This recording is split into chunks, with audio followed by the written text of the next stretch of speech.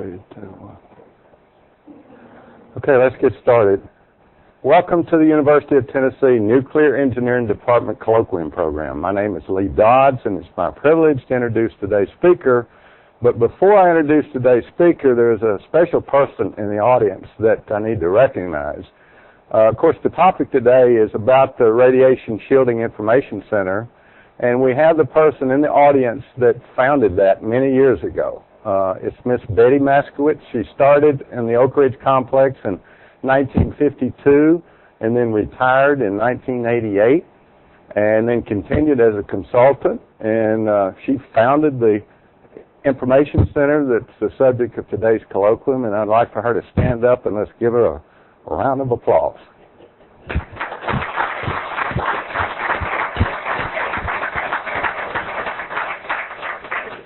Octogenarians, you asked to stand up. Thank God she can. Yes, okay. Okay.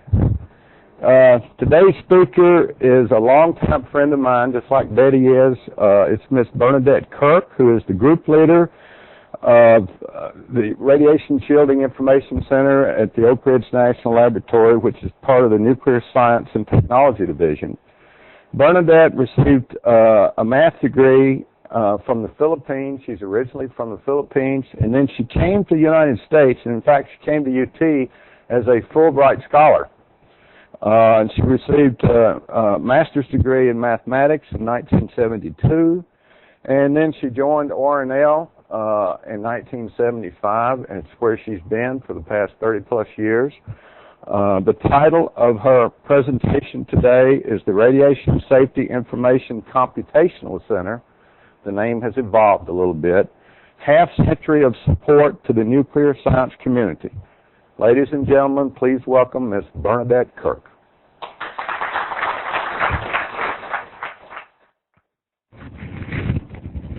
Thank you, Dr. Dodds. It's really a pleasure for me to be here and talking to you students and also the professors, of course, who have been my friends for many, many years.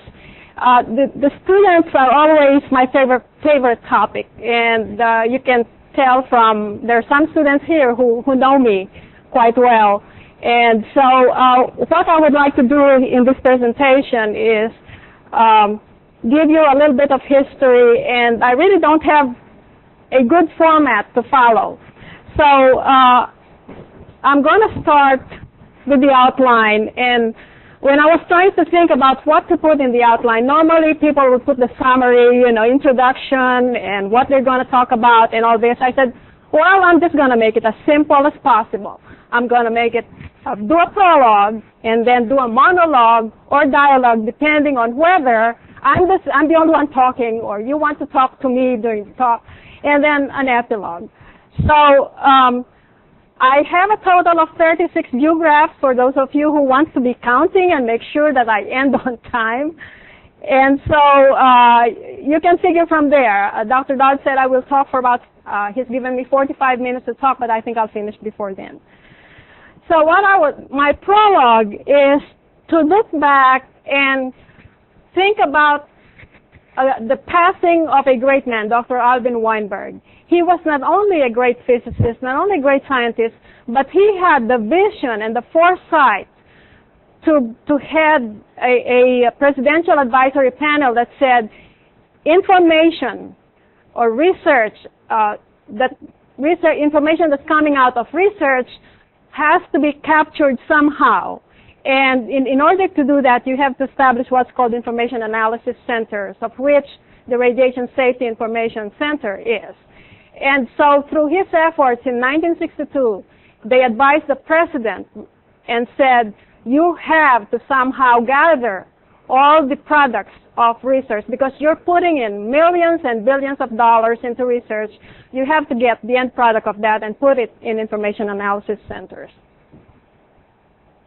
This is the website of RSICC. It used to be Radiation Shielding Information Center, and it is now called Radiation Safety Information Computational Center. We are, if you can look at this building here, we are somewhere behind here. Our offices are there.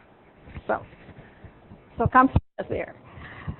Okay, I would like to just flash this in front of you.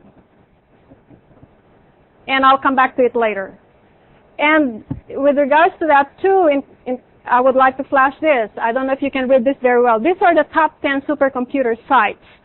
This site, by the way, is maintained by UT and two others, one in Germany and I can't remember the third one. The reason why I want to point this out is because we're thinking of software here. We're thinking of computing. And where have we gone? And where are we today? This was June 2006, and it will be updated in supercomputing in November, right about the ANS meeting, the next set of who are the top 10. ORNL is, according to this one, is number 13, attaining a teraflop performance, our supercomputers at 25, although we're upgrading to 100 teraflops. That's peak performance. So the first supercomputer here is from Lawrence Livermore National Laboratory, and it has a teraflop performance of 230 plus, with about 150,000 processors or something like that. So I'm just trying to set up here your thinking on computing and how it relates to nuclear. RSICC was established in 1962 by the then U.S. Atomic Energy Commission to support the research reactor programs. And it's always been embedded in a research division at Oak Ridge National Laboratory. That's very important because you don't want a center that's just a library. You want a center that can interact with the user community, the researchers, and everybody who's using the codes. And our mission, of course, is to preserve and disseminate nuclear software and data. I thought I'd cast this in terms of what reactors were being built at the time.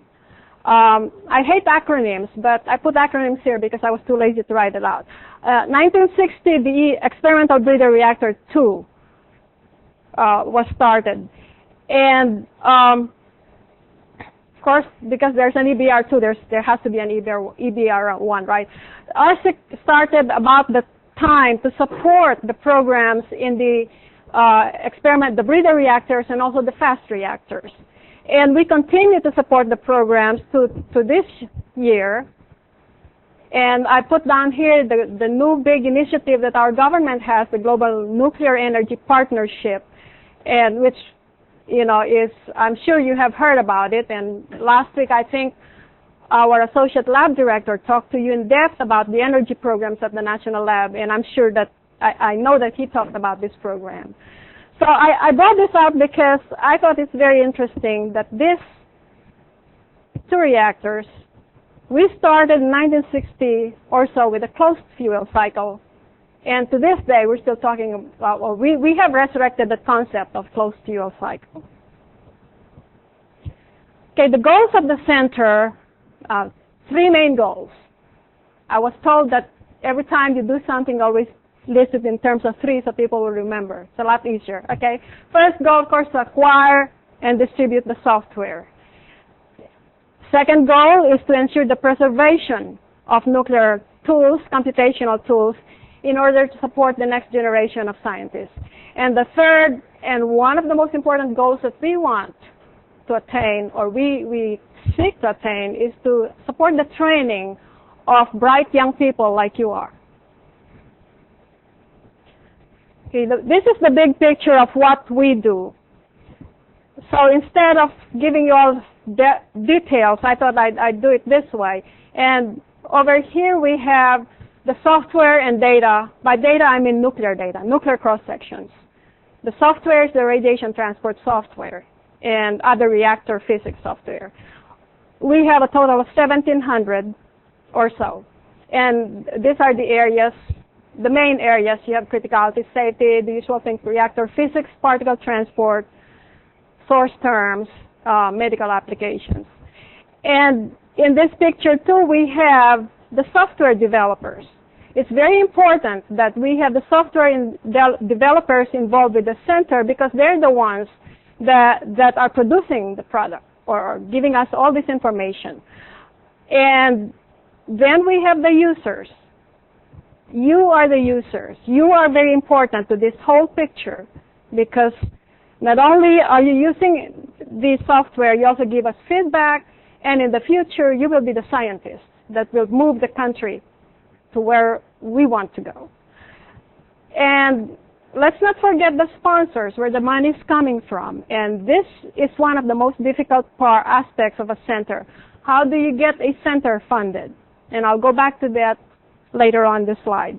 But the sponsors are mainly the Department of Energy, several offices, Office of Nuclear Energy, Office of Fusion Energy support us for the International Thermonuclear Experimental Reactor project, which many of you know about. And the Naval Reactors Program support us.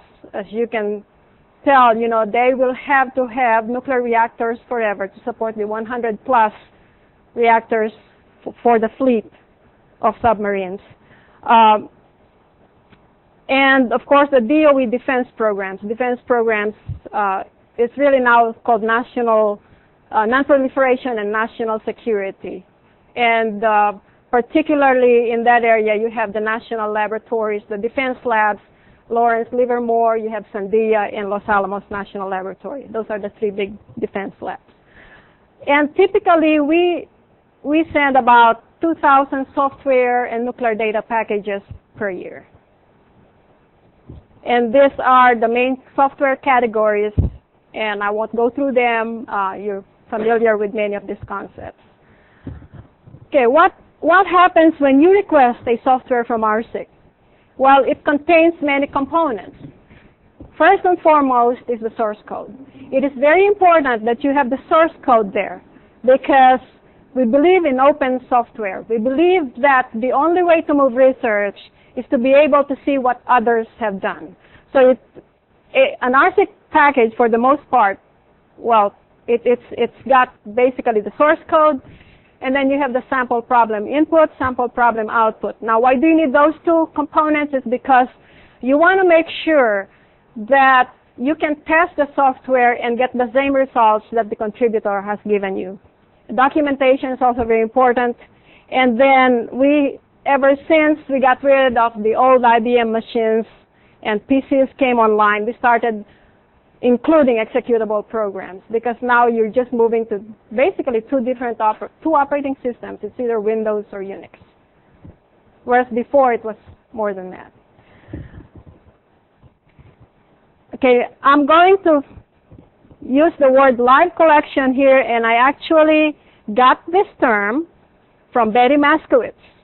She was the one that said, you have to make the collection live. By that you mean you have to continue interacting between the contributors, the user community, and then the software center.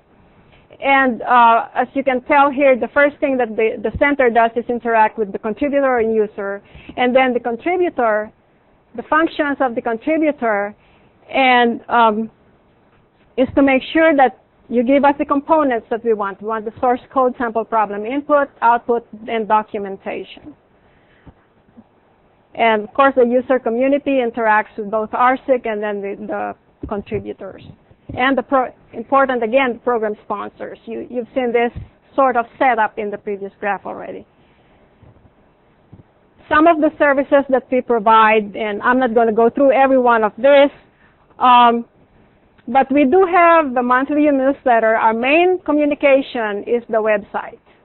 And with you guys being web savvy, I'm sure that you have visited our website. We have the monthly newsletters there. We also do quarterly reports and all sorts of different things. One item that we are, let's go back there. We also do is the web-based electronic notebooks. The electronic notebook was developed by the Department of Energy's Office of Science program called DOE 2000, where they wanted to communicate more with the internet users. So how do you bring this about? You establish, they wrote this program called the electronic notebook, where basically in the sense that we use it, we have notebooks for the different software that we have, for MCNP, for Scale, for TART, for DANSYS, and all this. And the users would come in and write If you have a question, you write in that electronic notebook, and then once you write in it, it sends the information to the software developer and also to RSICC, and we follow up with it and answer the question. Another important function of the notebook is that it's searchable. So if somebody else had already asked the same question that you have asked, then you can just search it for keywords. Let's say you say neutron activation, and it pops up all the different questions that have come up for neutron activation. So it's a way of not only archiving what people have experienced, but also helping the users to find out, get answers to their questions. We have international partners. We exchange with the Nuclear Energy Agency Data Bank, which has 24 countries, and also the Research Institute of Science and Technology in Japan, which just serves Japan itself. So we interact with these centers. We get copies of the software that their particular countries develop, and then they also get copies of our software and distribute it among their different constituencies. So the international partnership is very important, especially today when we're talking about the global nuclear energy partnership. International community is very important, and RSICC has been in that business for many, many years. We interact with 85 countries right now with a base of 10,000 users. I put this view graph up because export control now has changed the way we do things. And I just wanted you to be aware of this because it comes up every now and then. How come I cannot get a copy of the software? It's not because RSICC is holding on to it. Believe me, we are behind you guys. We want you, the educational institutions, to get the codes, particularly. But we are bound by the rules of the country as far as export is concerned. Okay, RSICC and universities. How is our relation with the universities? Of course, we provide free software to you. If you're in the nuclear engineering program, you have access to our 1700 software. You can have anything you want. That's how open we are as far as nuclear engineering universities. We have had people request several codes, and you often wonder, do they really have time to look at them? I mean, if you get MCNT, for example, it's more than enough to overwhelm you, or even scale. Those codes are really the top of state-of-the-art, and they take quite a bit of time. We also we instituted the Nuclear Engineering Students Laboratory Synthesis internship program in about 2001, and I'll talk a little bit more about that. And I've already mentioned we have about 1,000 customers from nuclear engineering universities. That's about a tenth of our customers. So you can see how important you are to our operations. The Nuclear Engineering Science Laboratory Synthesis. Okay, this started with 10 weeks internship. And I thought I'd bring this up to kind of trick your interest into the program. A freshman, at the end of your freshman year, if you get into the program, you get 529. At the end of if you have your master's, you get about 935 per week. That's about 4,000 a month for 2 months. So you get about 8,000 for the 10-week period. Now, if you happen to live about 60 miles from outside the laboratory, then you also get a housing if you're permanent address, 75 per week. So the program, I'm not trying to sell here, what all these figures that we have, but the fact that we would like to have bright students like you to come to Oak Ridge and experience what we do at the laboratory. Okay, so I thought I'd bring up some pictures. We have Carol Dudney sitting right there in the middle. She has come through the NESOS program. Okay, we have Justin Clarity. Justin, are you here? He's not here. Okay. Next to him is not Justin, that's Jess Jihin, who many of you know as a adjunct professor. And then we have Adam Hetzler over here, who is doing graduate work at Texas A&M right now. He went from one T state to the other T state, the bigger T state. You can see in the background here, Carol and Adam both were in a poster session, and Justin, I couldn't find his poster, so I just brought that up. But it's interesting here, all of them have the big T there. You know, you have, Justin came up with this, you have his picture in front of the big T, and then Carol, of course, her presentation has the T there, and Adam's just sort of a slight, small. So, well, if that's not good enough, I thought I'd put some color into it and put orange. They fade a little bit, but they're still in the picture.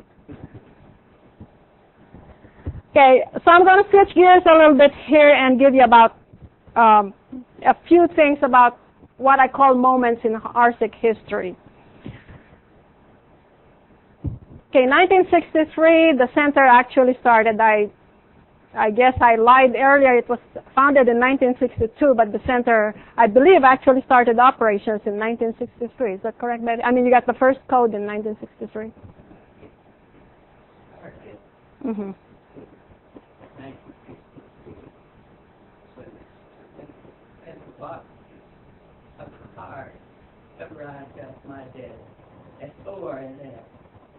Okay, thank you. So, in 1963 also the first kernel integration code came, and also the Monte Carlo codes. And they were programmed for the IBM 704. Many of you in this audience were born 30 years after that, so you probably don't know what the IBM 704 is. There's only a handful of us here who were born at that time.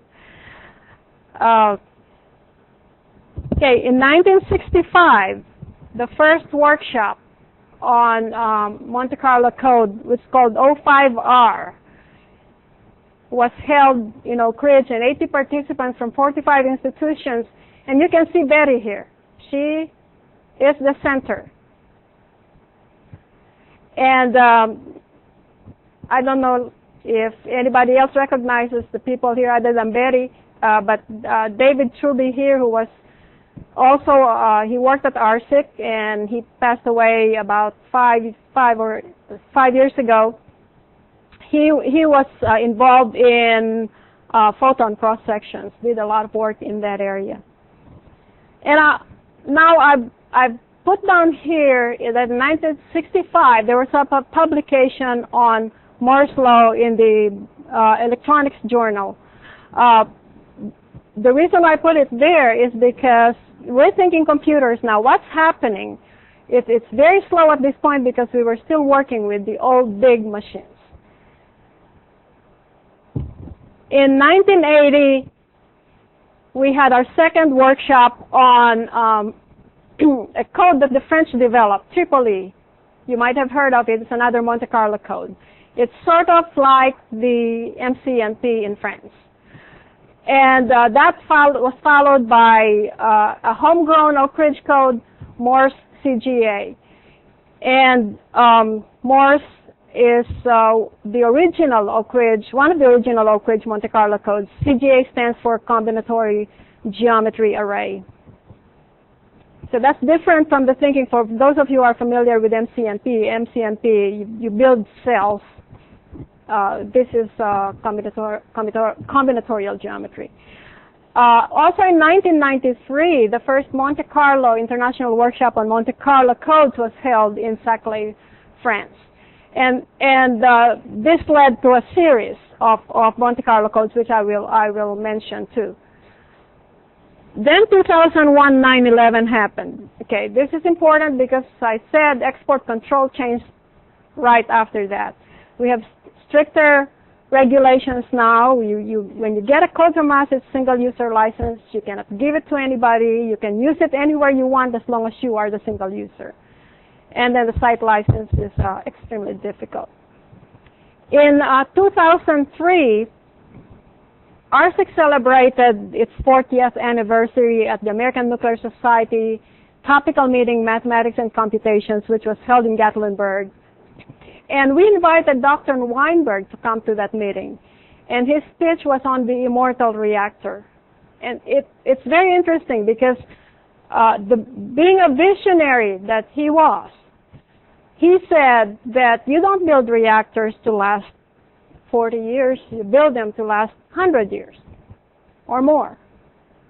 So now you're looking at today, I actually listened to a talk from the Korean Atomic Energy Research Institute representative, and Dr. Larry Miller was at that talk, and the guy was talking about building a reactor that could last 60 years. So, you know, we're getting closer to what Dr. Weinberg wanted to attain. And next event, of course, 2005, we had the Monte Carlo International Conference on the different codes used for radiation transport, and that was held in Chattanooga. And the next one is Monte Carlo 2010. I'm trying to pitch this because in 2010, many of you probably would want to go to Japan. That's where it's going to be. So in the years 1963 to 2005, RSICC has amassed 1,700 software and nuclear cross-section data in its collection. And over 215 of them are Monte Carlo software. You may be familiar with, well, EGS4, which is electron gamma shower, HETC, high energy transport code. Dr. Townsend uses this code quite a bit, I know. Kino is a criticality safety code, and so on down the line. You've seen this list probably. MCNP and MCNPX, which is now one big software package. Our vision for the future is to think of the center as a center for computational nuclear technology. And thinking of it in terms of, you've heard of the computational grid, where you have computers sitting everywhere. And it's transparent to you. You come in, let's say, and you want to run, you want to model the reactor core or something like that, and you want to run, you have your input set for MCNP.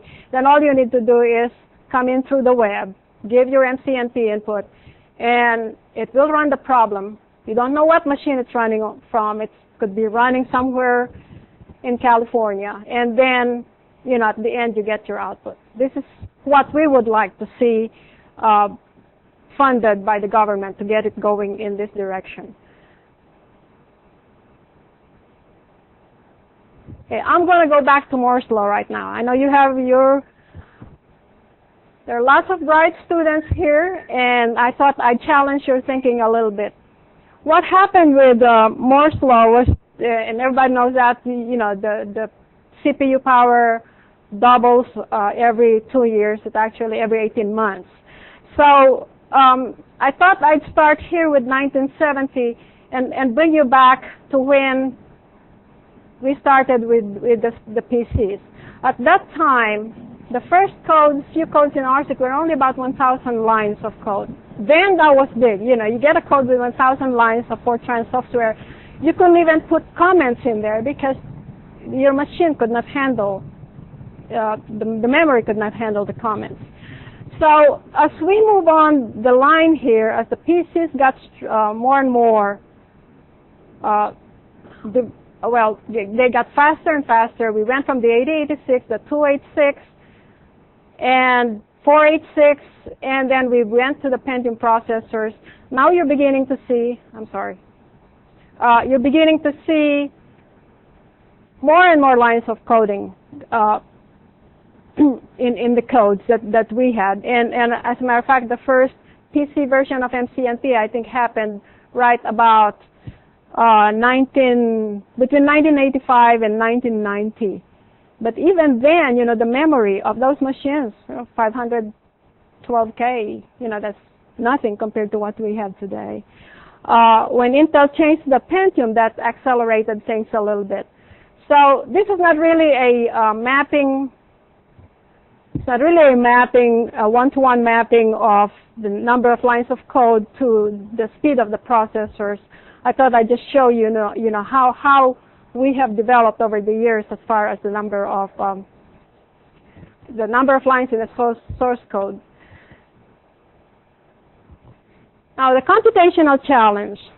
Okay, so you will be a reactor physicist, you will be a medical physicist, but needless to say, we live in a world of computing.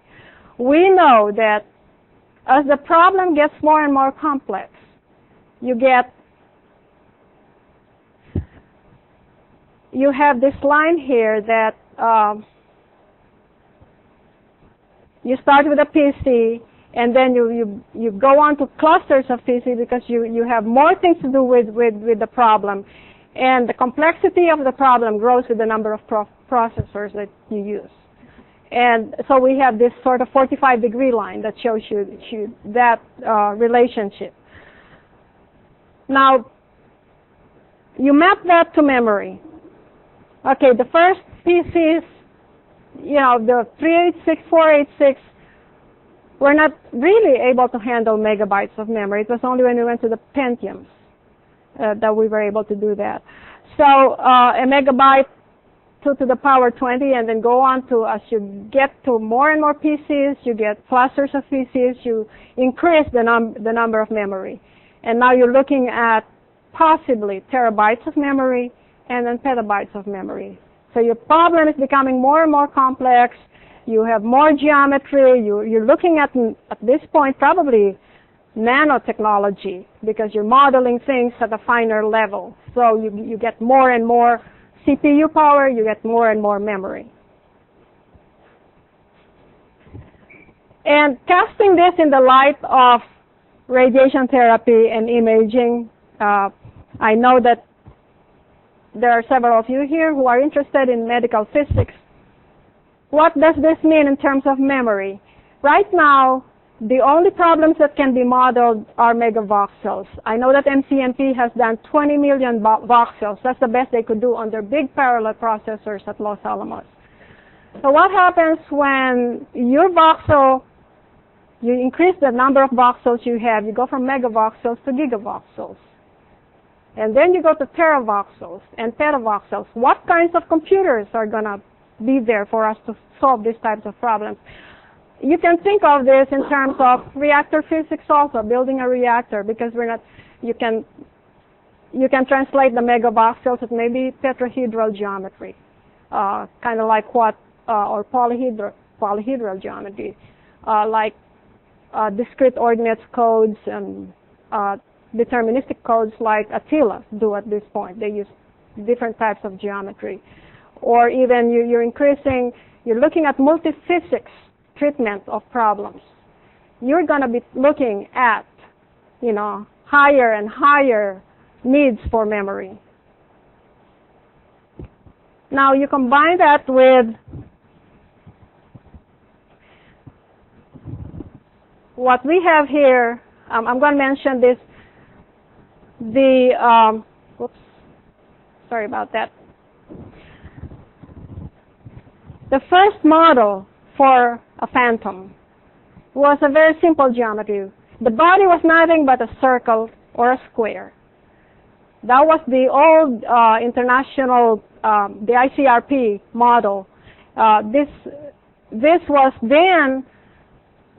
then developed into what they call the mirrored phantom, the mathematical models that Keith Eckerman did at Oak Ridge National Laboratory. And then you look at the human body now, you've got a few more cylinders there.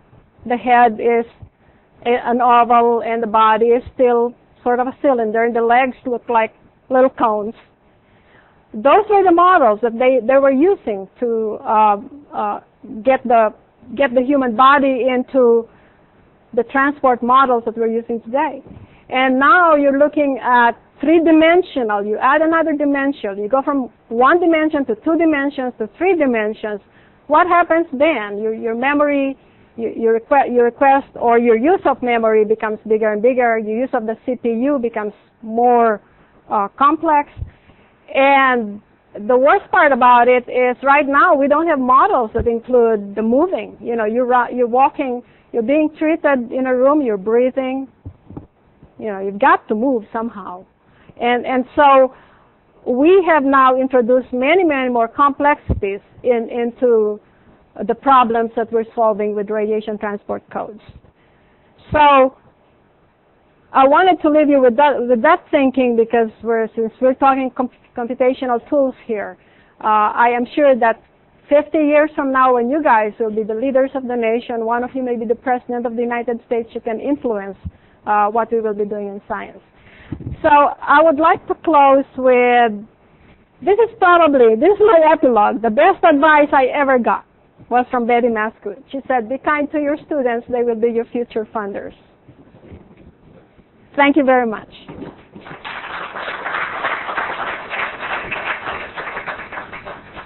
Okay. This presentation is now open for questions and comments.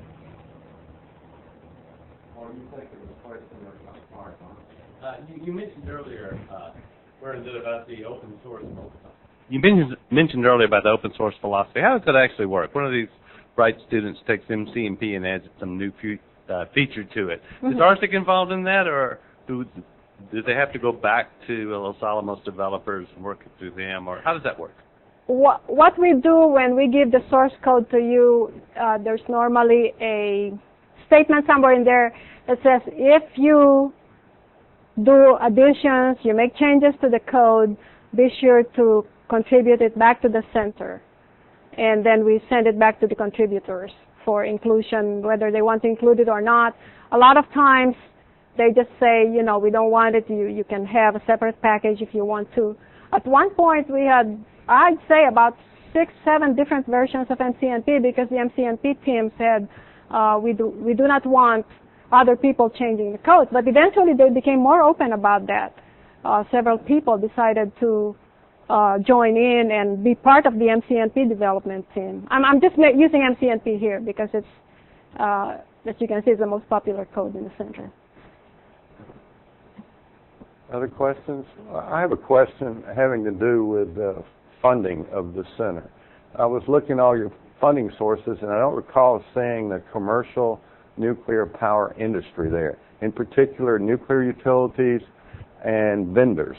And I'm wondering, how do you interact with them, or do they not use your center, or what's going on there? Yes, they do. They do use our center, and we give them a small charge, and then they complain. But that's an area that we have been trying to get funding for, especially now that we're big into nuclear again, and it would be nice if we could get some sort of funding. I think at one point, Bob Rusan and Betty were working with the Electric Power Research Institute. They were sponsors for a while. So that funding, actually, I don't know, when I came on board, that funding was gone. So utility now has to pay. Okay. Do we have any other questions or comments from the audience? Okay. As usual, we have a few new people here. You probably don't know that we do have a reception downstairs, and there is food, and everyone is invited. Both Bernadette will be down there, and our special guest, Betty, will be down there, hopefully. And you can talk one-on-one with both of them at the reception. But before we adjourn, let's express our appreciation again to Bernadette for her presentation. The last time I gave a talk to students was at Georgia Tech last December, and it was at lunchtime. They were eating pizza. They ordered this, boxes and boxes of pizza, and they ate it all. Yeah, okay, all right. Well, let's go downstairs.